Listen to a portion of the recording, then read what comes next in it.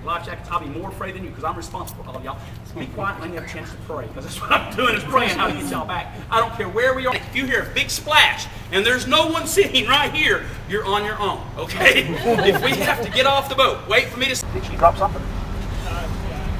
Oh, it's okay. D-U-K-W. The term Doug came in 1942. Those 16 to 17-year-old privates fresh out of boot camp, the first time they saw one of these things, they said the same thing you said first time you saw one. What in the world is that thing? Some guy with stripes on his sleeve, some sergeant said, boys, that there's a D-U-K-W. It's a truck and a boat, goes on a land or water boat, going to save a lot of lives. Help us win the war. Y'all drop, give me 50 push-up and get wash that thing. Well, they started washing it and they did the push-up. And they started talking about it. And once they saw it drive off in the river, turn, do a couple donuts, didn't sink, and drive back out, they understood what he meant by land and water. They took those first three letters, D-U-K, called it a duck, and that way ever since. For a 7.5-ton boat that was built inside of a truck was terrible. That truck that floated caused so much drag through the water that 98 horsepower engine would overheat and break down all the time. Huge maintenance headaches. We've changed them quite a bit. We might get wet.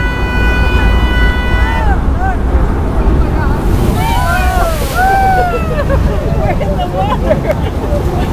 And well, I wouldn't say we're a boat. I think we're close. If we turn all the truck stuff off, turn all the boat stuff on, I am no longer a limousine driver, I'm a boat captain. Boat captains are famous for two things.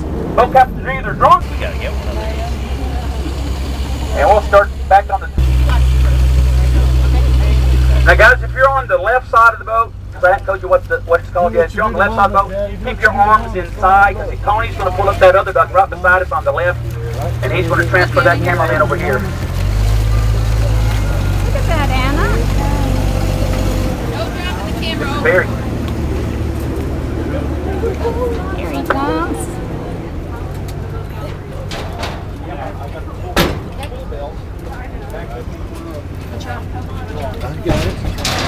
Before the mid-late 1920s, the Tennessee River was a whole lot skinnier, a lot thinner than what it is today, a lot shallower, kind of rocky in places. We had riverboats on the Tennessee, and from downriver behind us, riverboats could get into Chattanooga. They just couldn't get past Chattanooga. About 40 miles upstream from here, the river is just too shallow for them. It's a very long river. It's almost 650 miles long. It starts right around God's country. We all know where God's country is, right? In the mountains. Where? Mountains. Anna, look.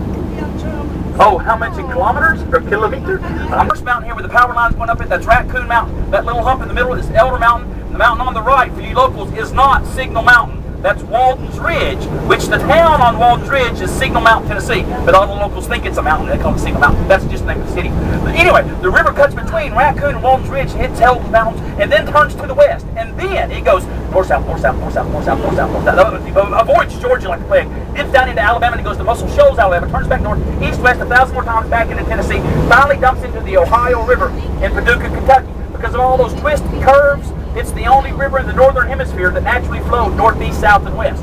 Because of that, it used to flood all the time. Terrible flood. The riverfront behind the aquarium is dirty and polluted looking, and it stinks. The last 15 years, right here, the city has spent down. We're talking about the little waterfalls. All the water flowing down the stairs symbolizes the tears that were shed by the Cherokees when they were forced to leave the South to go out to the reservations in Oklahoma. That was called the Trail of Tears. We'll talk more about the Trail of Tears and the Cherokees later.